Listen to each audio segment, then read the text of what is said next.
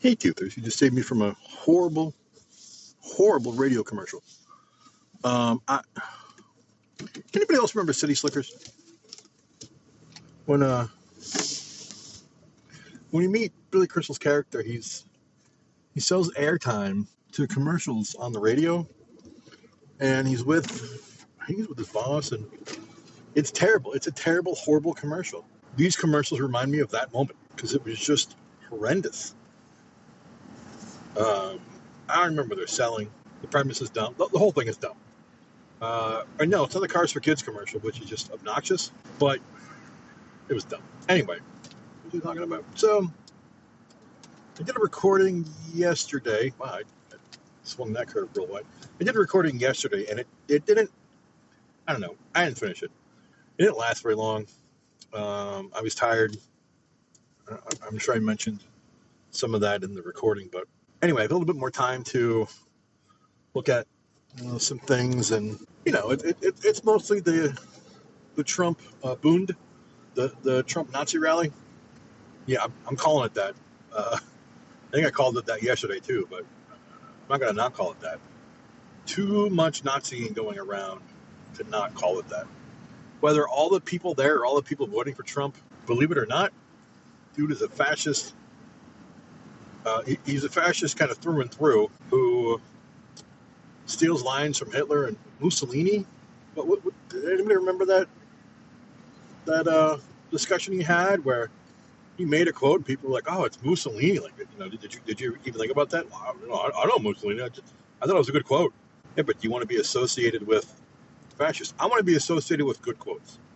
Now, look, I have a story, and because I understand that concept, right?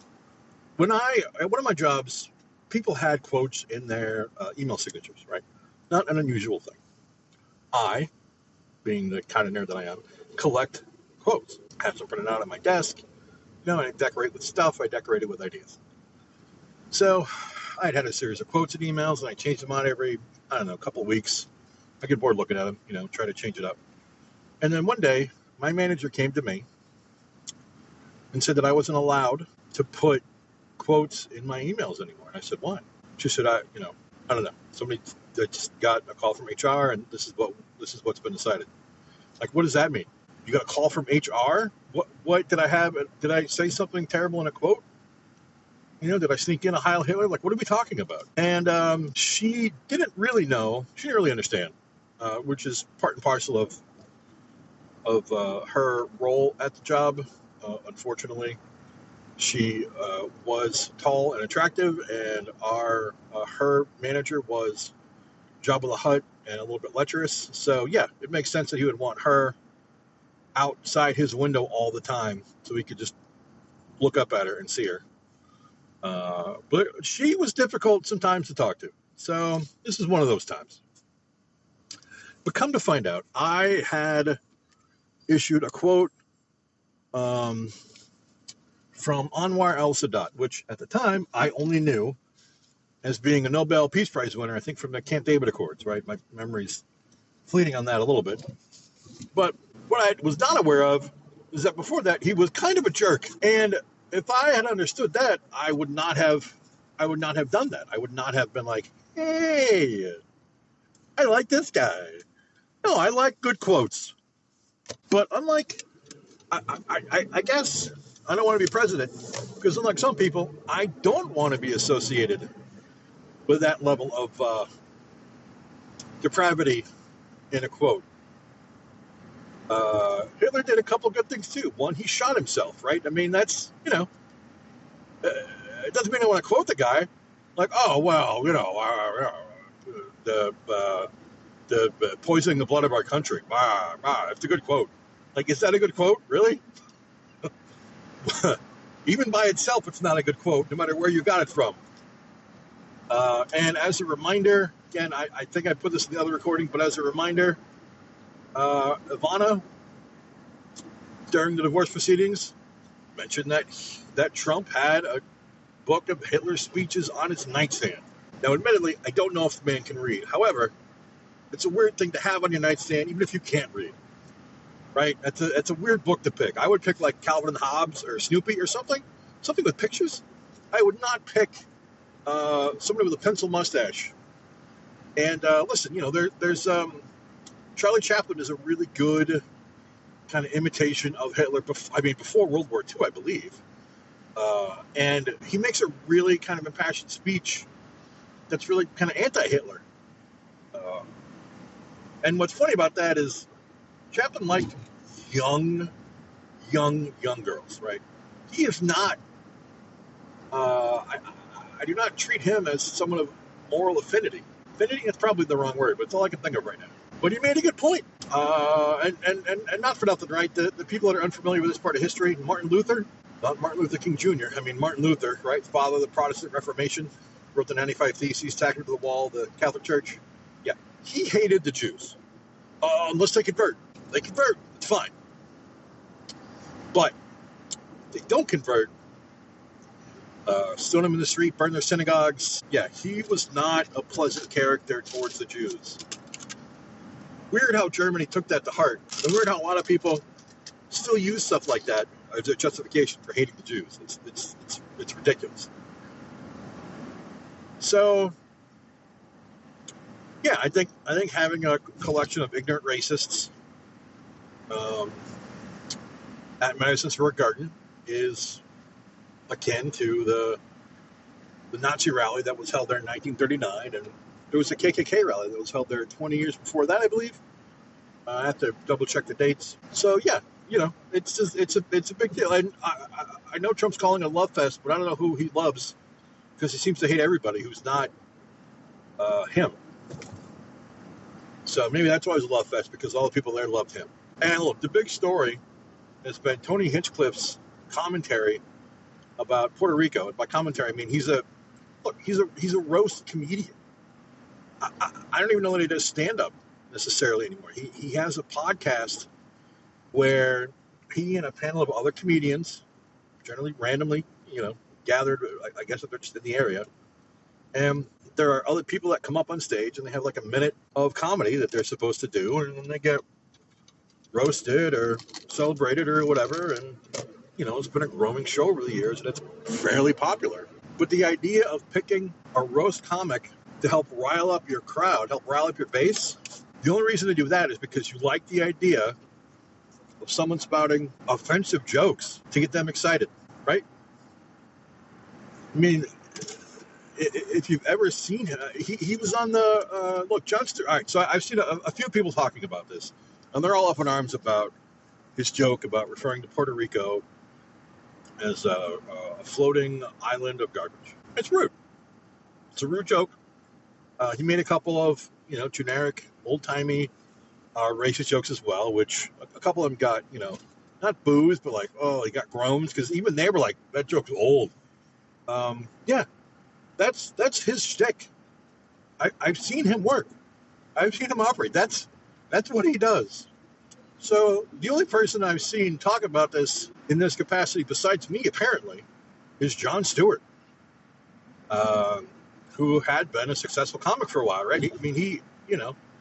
He understands. He even showed on the Daily Show some of the clips from the roast of Tom Brady, and he was like, those were funny. I mean, they're dumb, but they're funny, and yeah, they're inappropriate. They're certainly not meant to be in a political forum where you're trying to, celebrate the person that you're putting up for president. He wouldn't do that bit. I think Stewart even said he wouldn't do that bit like at his mom's funeral. I might, but it depends on the context. But yeah, you don't put someone like that up on stage. You'd be like, hey, do your normal bit. These guys are gonna love it because they like ignorant racist jokes. It's just a bad idea. I mean, so Trump and campaign are actually trying to distance themselves, like, oh, that's not. No, we didn't know. And did they not approve any of his jokes? Did they not talk to him at all about any of this? They were just like, hey, what would be cool? Go up and do like 10 minutes. Just do 10 minutes, whatever you want. That would also be bad. Because again, he's not a polite comic, incidentally. As far as roast comics go, obviously Don Rickles is the king. It will always be the king. I think Jeffrey Ross is doing a fantastic job trying to get to that point. But I feel like Ray Giraldo really outshines everybody. But I also think in large part he was also angry a lot of times at some of the people he was roasting, which comes out. But he was very smart. He was very good at what he did. But what's the story when they say rest in power, King? I mean, it's just, in terms of roast comics. I like comics. I watch comics. I think it's an important reflection of the times and what we're up against. I think the fact that Hinchcliffe is able to do this on a semi-daily basis. I don't know how often the show is out, honestly. Speaks to where things are still in society, where it's okay to make these jokes. It's funny. Some of these jokes are funny. I mean, if they were more thought out, that would be something. But his most biting joke was that one. He made a joke about black dudes carving watermelons instead of pumpkins, because black people like watermelon. And about being late, which is I think that was the one that got the groan, because that's an old joke. Even for the boomer generation, that's an old joke. So he didn't bring his A game to the table. I don't know. I do like the idea that Trump would lose voters because of it. So, Tony, I thank you for that. But otherwise, this, just a nightmare. What else happened with that one? So, yeah. So aside from that, other people obviously spoke before Trump came out to continue the love fest, whatever that is. But a number of people were up before him. Actually, a lot of the people I didn't know at all. But when they said their horrible stuff, Kamala's the devil. Obviously, that's not new. But apparently, they had to bring that up because it's a love fest. Obviously, I said obviously already. Obviously. So, and then his lawyer, right? Habibi.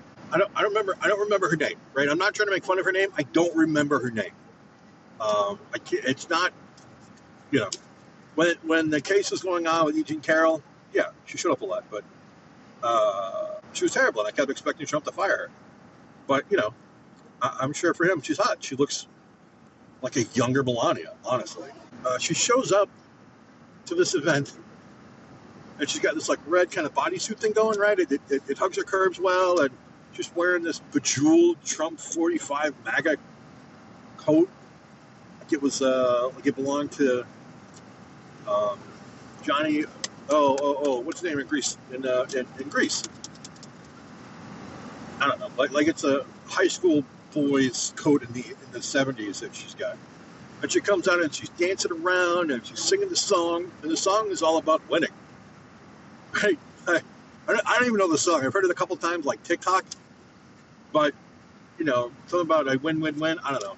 It's like you lost him $85 million. How do you have the nerve to come out to a song about winning that you clearly know the lyrics to and are dancing around like you're waiting for your gals to show up? Like, you went to order drinks at the bar, and now you're coming back to the table.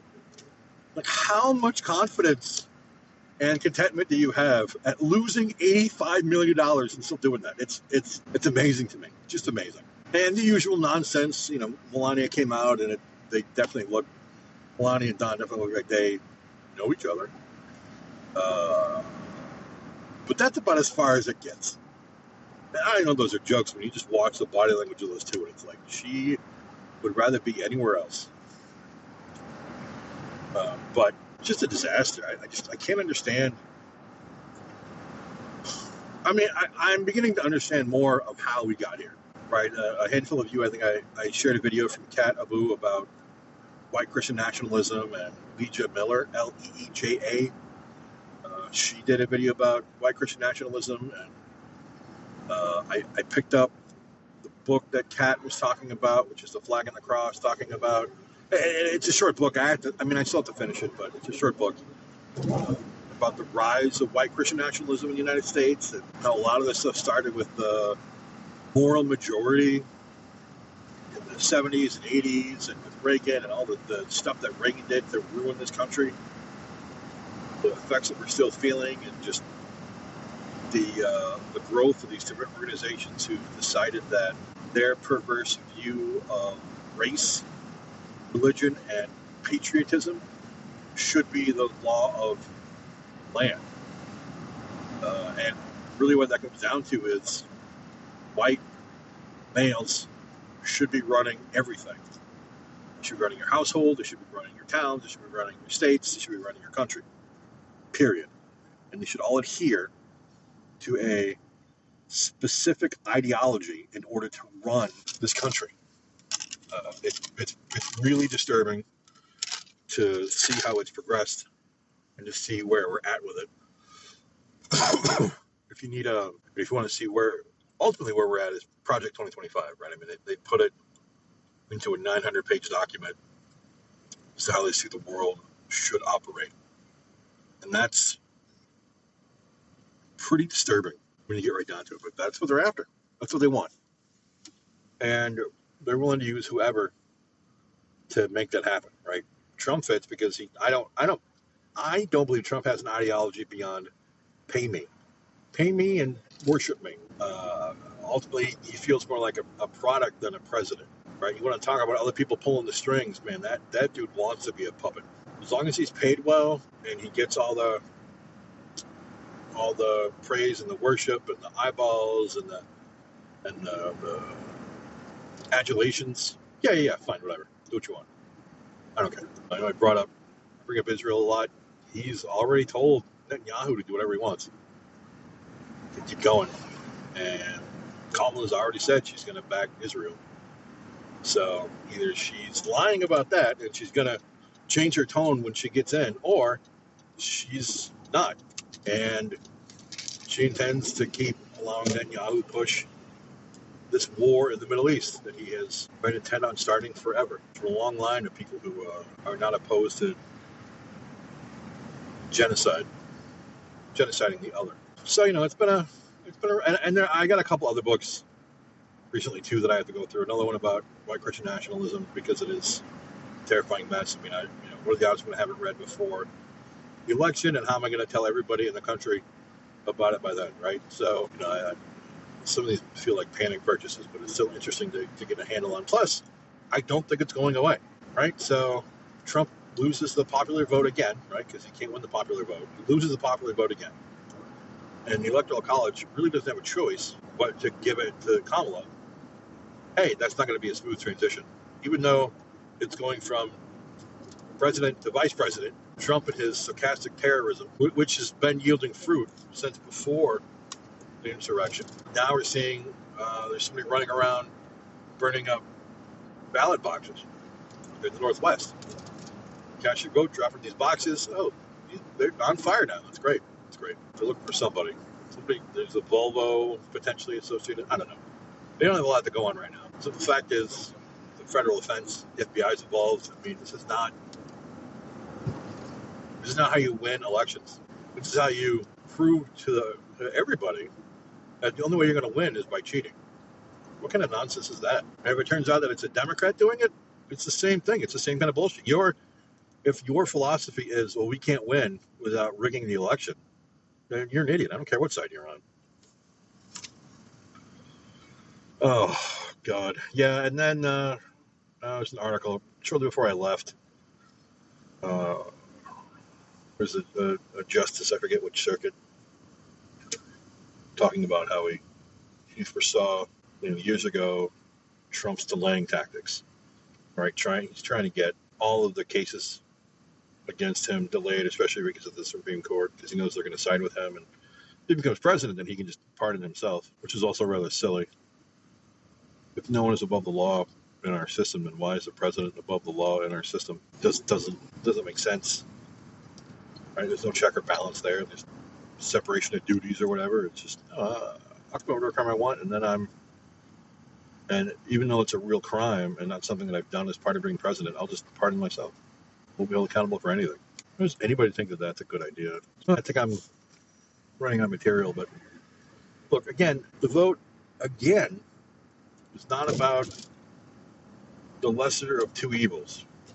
I mean, it is, but it's also the largest evil we've had in a long time, and the same evil we're used to, right? The devil, versus the devil's grandfather. We're not in a good place. We're not in a safe place, and we're Trump wins, there's going to be a lot of problems. And if he loses, there's going to be a lot of problems. And they're going to keep trying and trying and trying. And they're going to keep working the system as much as they possibly can. I mean, if you look at, how many Republican presidents actually won the popular vote over the last 20 or so years? It's largely gerrymandering and electoral college manipulation. What's unsettling about it is the Republican Party used to stand for something. I don't agree with it. I'm sorry. I don't agree with what they used to stand for. I'm not suggesting that they should come back with that hot mess either. Again, I think there are a number of people that make a really good point that Reagan ruined everything. And a lot of things just happened during Reagan's administration, but a lot of things happened because Reagan was all for it. So yeah, we're still feeling the pain that he brought on. That's a whole lengthier conversation, but for, a decade, maybe? I don't even know when they stopped providing actual policy discussions. They're trying to make the world a better place for people. They're trying to make the world a better place for themselves. And they're lobbyists. Care about the population. Trump and his tariff talk, again, want to raise tariffs. Yeah, that's going to be passed on to us. We're going to have to pay more. Right? And then what was there somebody's talking about on Rogan about potentially eliminating income tax, just raising sales tax? Yeah, that's going to screw people. Not the people at the top, the 1%ers, the people that he wants to continue to be in power and to have money and to give him money for doing things for them. Yeah, it's not about us. It's about them. It's about him. He doesn't care about anybody. And all these people worship him like he's the second coming. But it's the irony, too, of somebody referring to Kamala as the devil or the Antichrist. Have you looked at this guy? If anybody's going to fit that bill, it's going to be this whack job. So I don't know. I don't even believe in the end times, and I'm still like, is he the Antichrist? Especially when I am familiar with too many people who would agree with end times philosophy and disagree that he fits that bill. It's unsettling to me in a lot of ways where things are headed and how we got to where we are. And, how long it's going to take until they get what they're after. They keep talking about a war, and it's like, it's a war you started. There wasn't a war until you started talking about it. And now there's only a war because now we're all terrified that you're going to take everything over and fuck everybody. We gotta pay more attention. We gotta be willing to stand up. We gotta be willing to tell those in charge that, hey, listen, this is messed up. You gotta do something about this. Can't keep doing this. And they may or may not listen. I don't know. I don't know anymore. Right? There's probably a handful of people that I think would side with us as a population, and most of the others don't care. Doesn't line their pockets. We're going to ignore it and move on. Another doom and gloom. Doom and gloom. Well, at least it's cold today. Actually, it's supposed to be like 70 tomorrow, which is ridiculous to me. That's because I don't like to eat. But, I hope everybody else's day has gone better. Hopefully this didn't take you too far down. But thanks for hanging out.